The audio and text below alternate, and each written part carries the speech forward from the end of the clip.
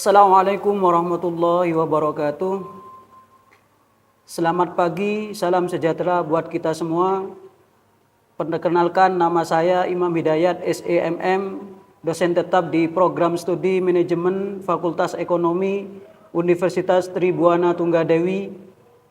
Video ini dalam rangka untuk memenuhi syarat mengikuti sertifikasi dosen yang diadakan oleh Pendidikan Tinggi, Sains dan Teknologi pada tahun 2026 sebagai bentuk bukti dokumentasi PDD UKTPT pernyataan diri dosen unjuk kerja Tridharma Perguruan Tinggi di bidang pengajaran. Dalam video ini saya akan menyampaikan salah satu mata kuliah yang saya ampu, yaitu mata kuliah Sistem Informasi Keuangan Akuntansi dengan nomor mata kuliah MJP 6305 dengan bobot 3 SKS pada semester genap, yaitu semester 6. Mata kuliah ini ada 16 pertemuan, terdiri dari 14 pertemuan materi di kelas 1 UTS dan 1 UAS. Mata kuliah Sistem Informasi Keuangan atau Akuntansi membahas konsep, peran, dan penerapan sistem informasi keuangan atau akuntansi, aktivitas bisnis dan proses bisnis, siklus transaksi meliputi pendapatan, pengeluaran, produksi, dan keuangan. Pengendalian internal, dokumentasi sistem, flowchart dan DFD, serta pemanfaatan teknologi informasi dalam pengolahan dan pelaporan data keuangan.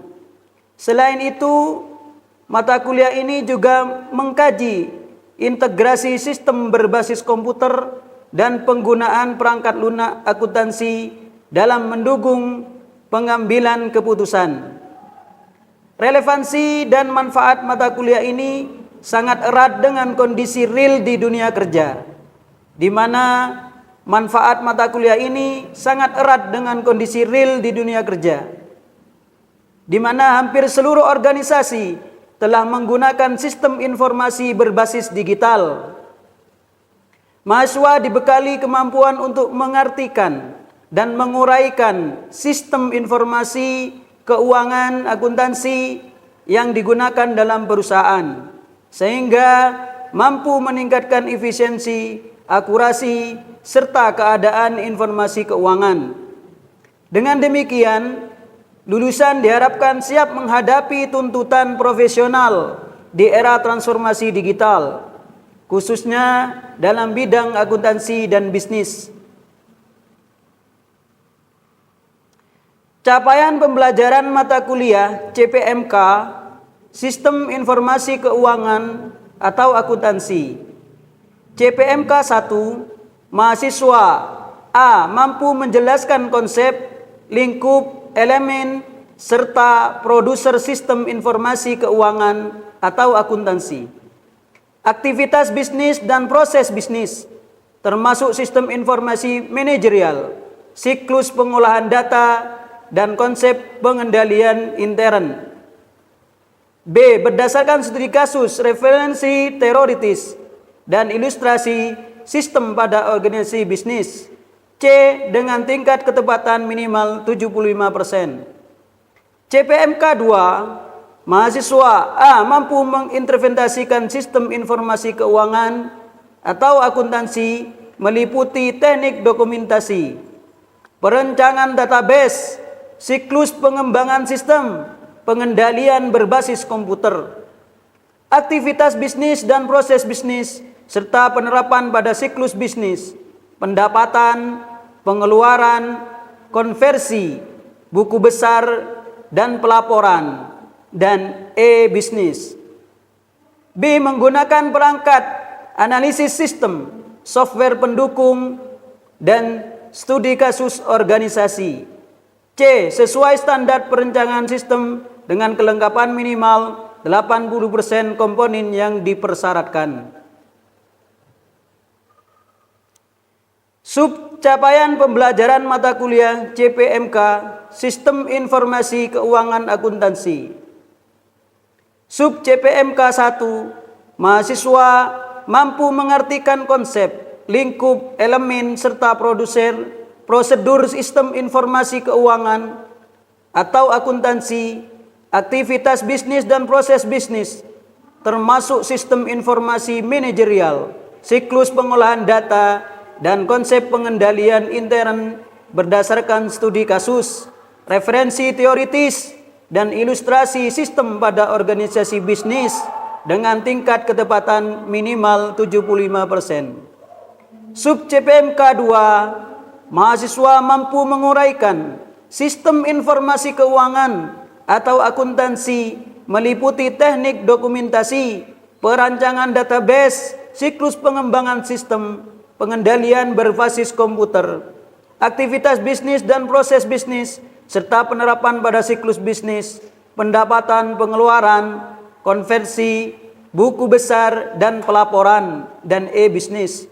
Menggunakan perangkat analisis sistem, software pendukung, dan studi kasus organisasi sesuai standar perancangan sistem dengan kelengkapan minimal 80% komponen yang dipersyaratkan.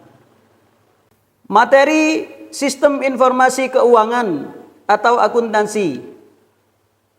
1. Konsep sistem, jenis sistem, konsep dasar, pentingnya sistem informasi keuangan atau akuntansi.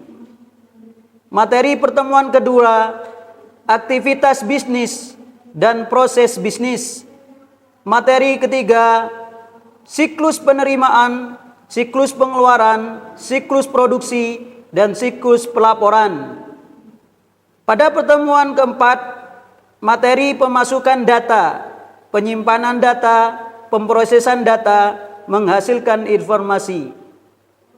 Pada pertemuan kelima, materinya berupa sistem manajemen database, database relasional, pengintegrasian sebuah database, database berorientasi objek. Pada pertemuan keenam, materinya berupa perancangan database, pembuatan model data, penerapan data, model dalam database relasional, pengambilan informasi dari REA data model, pertimbangan pengawasan intern. Dan pertemuan ketujuh, materinya berupa penyusunan sistem, analisis sistem, perancangan konsep sistem, perancangan fisik sistem, implementasi sistem, konversi sistem, pengoperasian, dan pemeliharaan. Pada materi ke-8, berupa ancaman terhadap sistem informasi keuangan, konsep umum pengendalian, aktivitas pengendalian, informasi dan komunikasi, pemantauan kinerja, pengukuran risiko dan respon terhadap risiko. Pertemuan ke-9, materi berupa pengendalian umum, pengendalian aplikasi. Dan materi ke-10, dokumen, catatan dan laporan, pengelolaan transaksi, aktivitas bisnis dalam siklus pengukuran berbasis komputer. Tujuan, ancaman, dan prosedur pengendalian siklus pendapatan. Materi ke-11, dokumen, catatan laporan pengolahan transaksi, aktivitas dalam siklus, pengeluaran berbasis komputer, tujuan, ancaman, dan prosedur pengendalian siklus pengeluaran. Materi ke-12, sistem persediaan, sistem produksi, sistem keuangan, akuntansi, biaya, sistem manajemen sumber daya manusia, penggajian. 13. Aktivitas-aktivitas siklus buku besar dan laporan, peluang pendapatan, teknologi informasi, tujuan, ancaman, dan prosedur pengendalian intern. 14. Konsep dasar perdagangan elektronis, model sistem komunikasi data, pengendalian intern dalam perdagangan elektronik. Metode penilaian mata kuliah Sistem Informasi Keuangan atau Akuntansi. Yang pertama, keaktifan partisipasi kelas dan kuis sebesar 10%,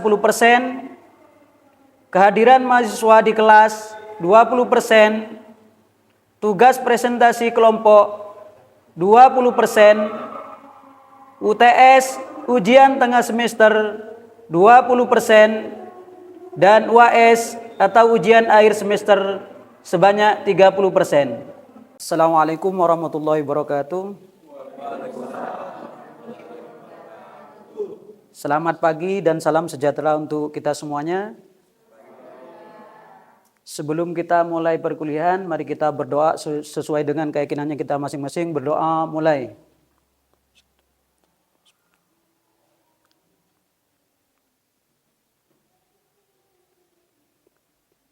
Selesai. Oke, kita pada pertemuan kali ini, pertemuan yang kedua, ya, tentang mata kuliah Sistem Informasi Keuangan Akuntansi, yang saya ampu sebagai dosen. Untuk menindaklanjuti selanjutnya, kita absen dulu, ya, sesuai dengan namanya masing-masing. Silakan di absen, ya. Tanda tangan, ya. Tidak boleh mengabsen temannya yang tidak masuk, ya. Oke, lanjutkan absennya sampai selesai. Oke.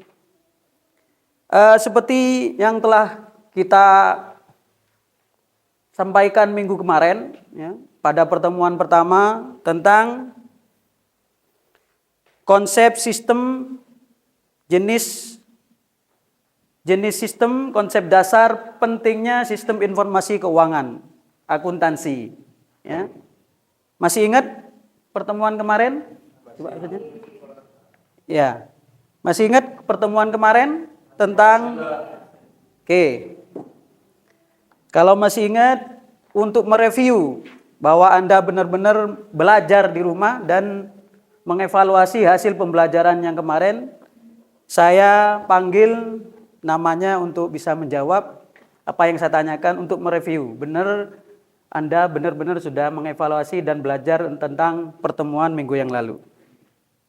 Oke, di sini saya panggil nama Ummul Dwi Nur Habibah. Oke. Apa yang Anda ketahui tentang SIK, Sistem Informasi Keuangan? SIK adalah atau Sistem Informasi Keuangan adalah sistem berbasis teknologi yang dirancang untuk mengumpulkan, memproses, menyimpan, dan menjadikan data finansial. Oke. Paham semuanya sudah? Sama ya? Sudah memahami ya? Oke, untuk lebih semangat lagi, saya kepengen tahu lagi seberapa banyak Anda memahami pertemuan sebelumnya. Saya bertanya lagi kepada Mas Gunawan. Mana yang nomor? Oke, Mas Gunawan. Apa yang Anda pahami tentang konsep dasar sistem pada pertemuan minggu kemarin? Silakan. Yaitu dibagi menjadi 3. Yang pertama tuh data menta atau transaksi ekonomi. Yang kedua tuh pengelompokan pencatatan dan kualifikasi dalam menggunakan prosedur dan atau file. Yang ketiga, input laporan keuangan yang disajikan secara prosedur kepada pengguna. Oke, gimana? Teman-teman gimana? Ya, oke, bagus. Terima kasih kepada Mas Gunawan. Tepuk tangan untuk Mas Gunawan. Oke, itu salah satu dari pertemuan kita minggu kemarin. Ya. Aktivitas bisnis dapat dibedakan menjadi beberapa jenis, ya, antara lain sebagai berikut. Ya, yang pertama adalah aktivitas pemasaran.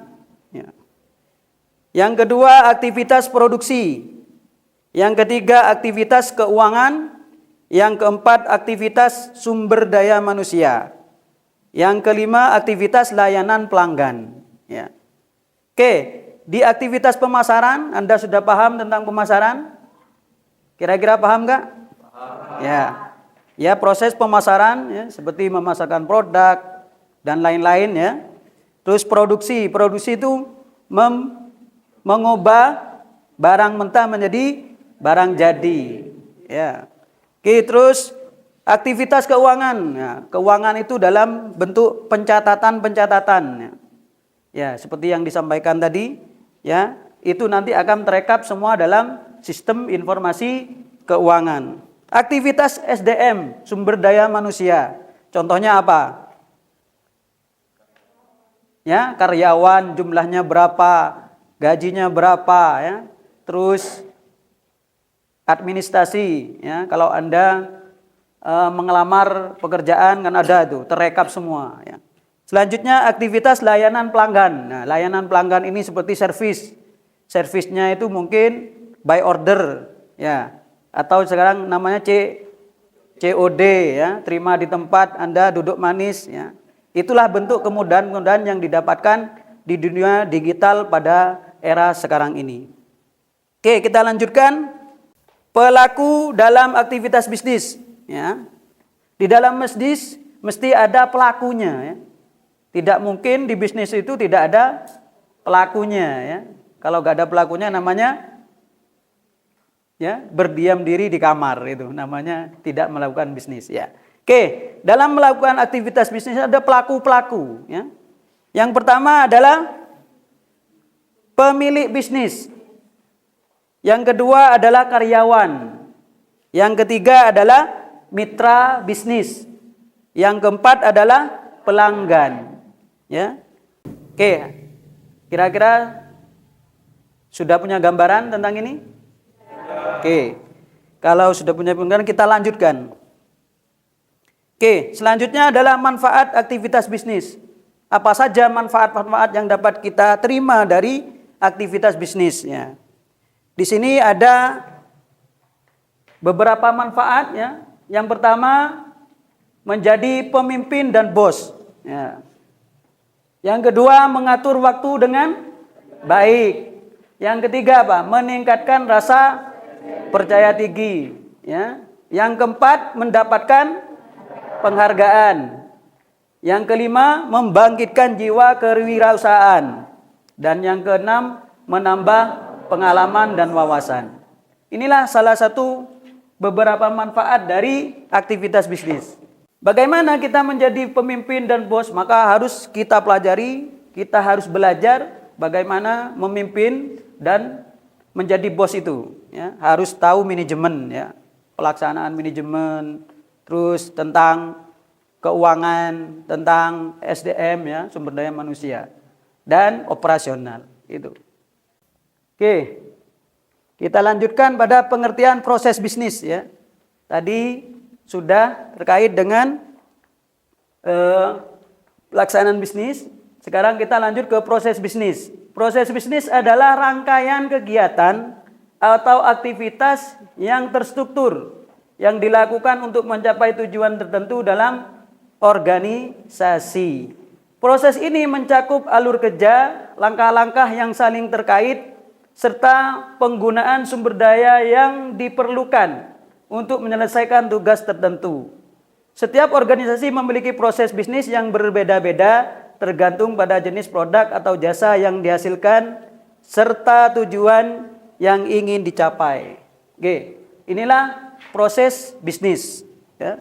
Rangkaian kegiatan itu namanya proses ya. Mulai dari apa?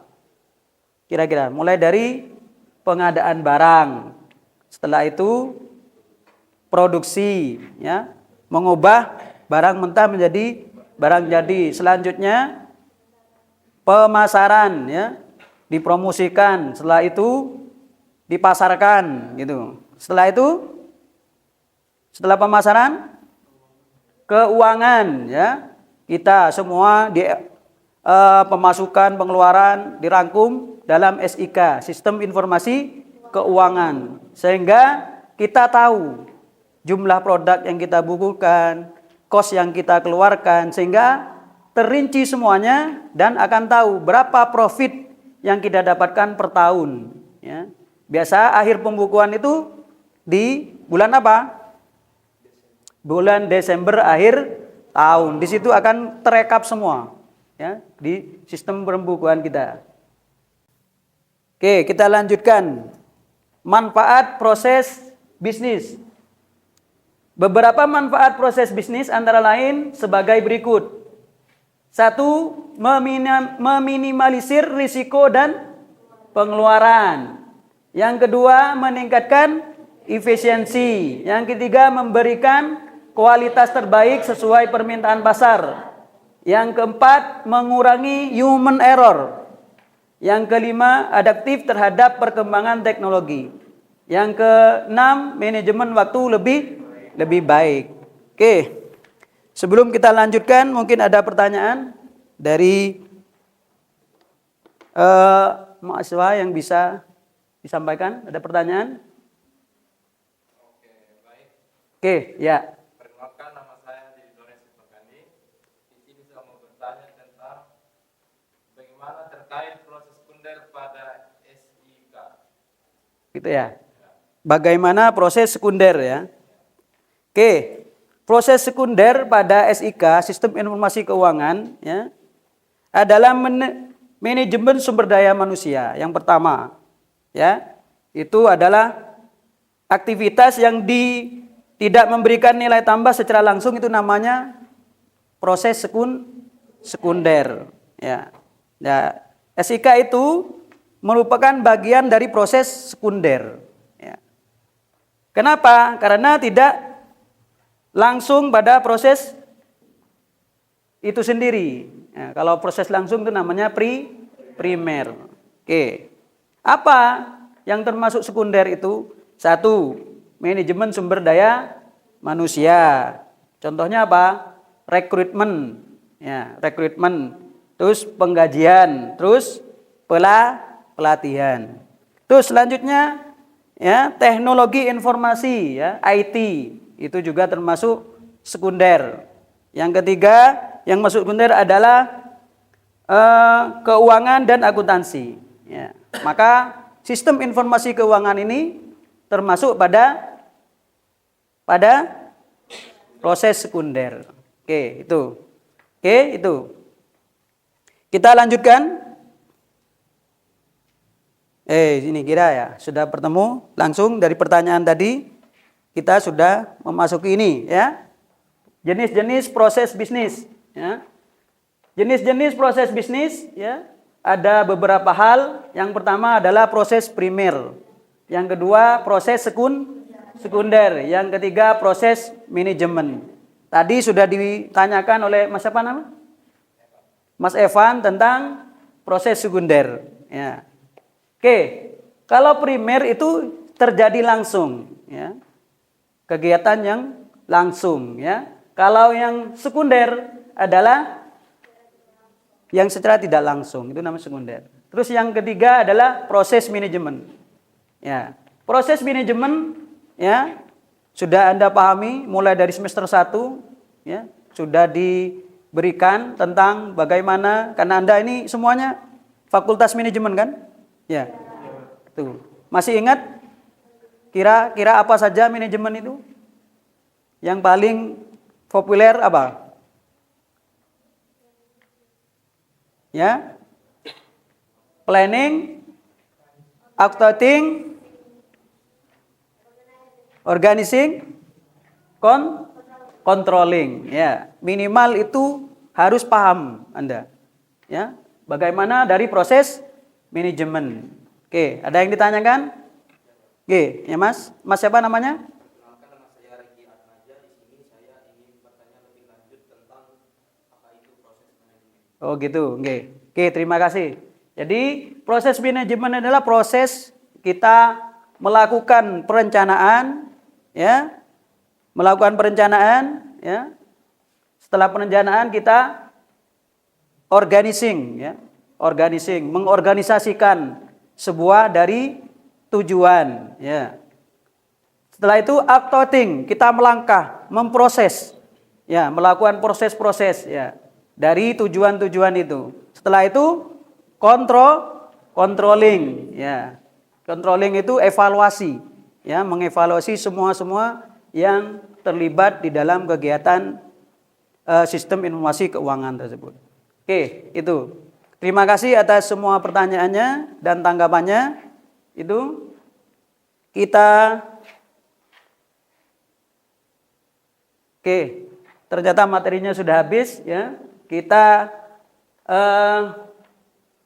sebelum kita tutup ya, kita kepengen saya kasih tugas ya. Tugasnya adalah yang pertama adalah apa keuntungan dari sistem informasi keuangan.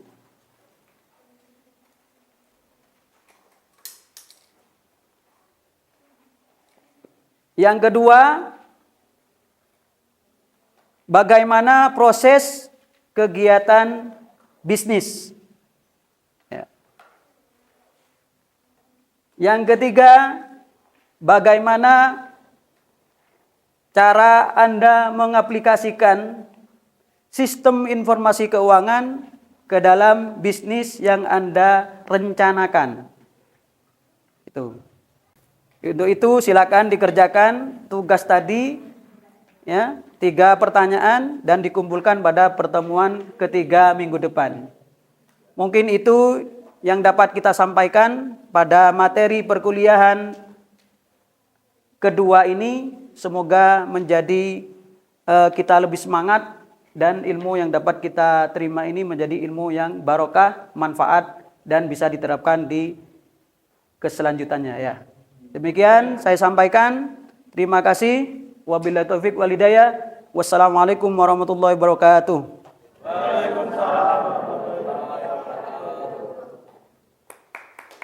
Demikian video yang dapat saya sampaikan terkait PDD UKT-PT, pernyataan diri dosen untuk kerja Tridharma perguruan tinggi di bidang pengajaran.